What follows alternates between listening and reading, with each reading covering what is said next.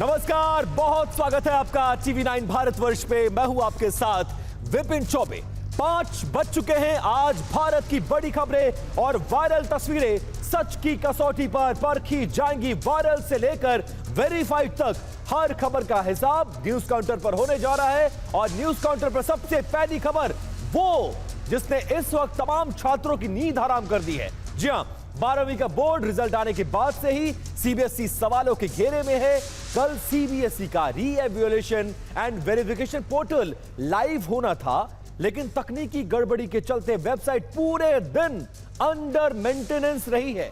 और आज जब सीबीएसई का री-इवैल्यूएशन पोर्टल खुला है, तब भी छात्रों की परेशानी दूर नहीं हुई। आज सुबह 4:42 पर पोर्टल को खोला गया, लेकिन 5 घंटे बाद फिर से पोर्टल के खुलने में समस्याएं आने लगी। कई छात्र शिकायत करने लगे कि पोर्टल पूरी तरह से नहीं खुल रहा है।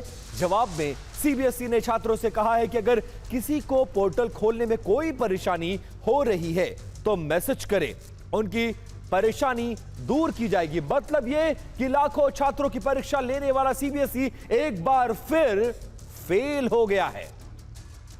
अब देखिए, सीबीएसई में 12वीं के 17 लाख बच्चे सिस्टम की लापरवाही को झेलने के लिए मजबूर हैं। और ओएसएम यानी ऑन स्क्रीन मार्किंग सिस्टम आधी अधूरी तैयारी का एक नया उदाहरण सीबीएसई ने बनाकर इसको पेश कर दिया है। कुछ डिटेल्स और ग्राफिक्स आपके सामने। सीबीएसई के लिए यह वक्त एक इम्तिहान की घड़ी से बिल्कुल कम नहीं है। डिजिटल मूल्यांकन के लिए सीबीएसई ने कोएम्ट एडेक्ट कंपनी को टेंडर जारी किया था। कंपनी को यह कॉन्ट्रैक्ट 384 करोड़ रुपए में दिया गया था। बड़ी बात यह रही कि ओएसएम प्लेटफॉर्म में तकनीकी गड़बड़ी मिली है।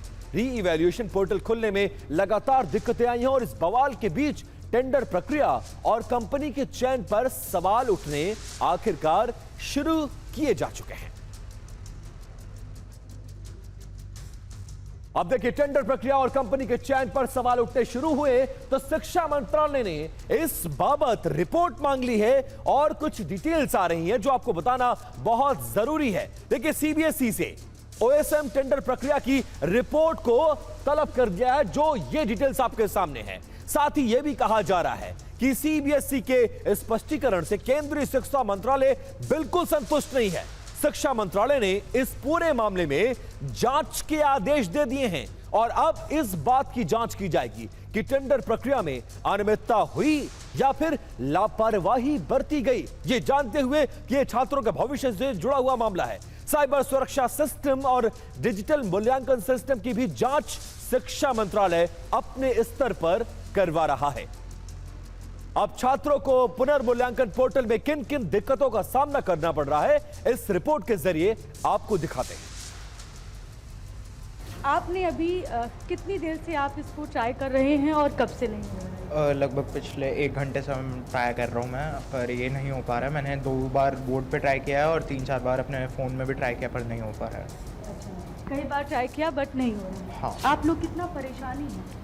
बहुत दिक्कतें फेस करनी पड़ रही है। अप्रॉक्स 1-1.5 घंटे से हम ट्राई कर रहे हैं लॉगिन करने की, पर लॉगिन ही नहीं हो रही।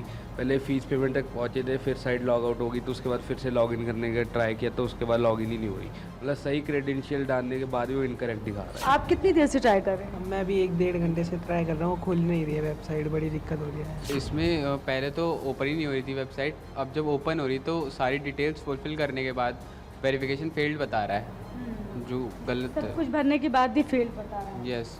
आपका नाम क्या है? मैम मयंक। मयंक, आपने ट्राई किया? यस मैम, मैंने भी ट्राई किया। एक बार तो हो गया था, बट उसके बाद पेमेंट पे आकर के लॉग आउट हो गया और अब री लॉगिन नहीं हो पा रहा है।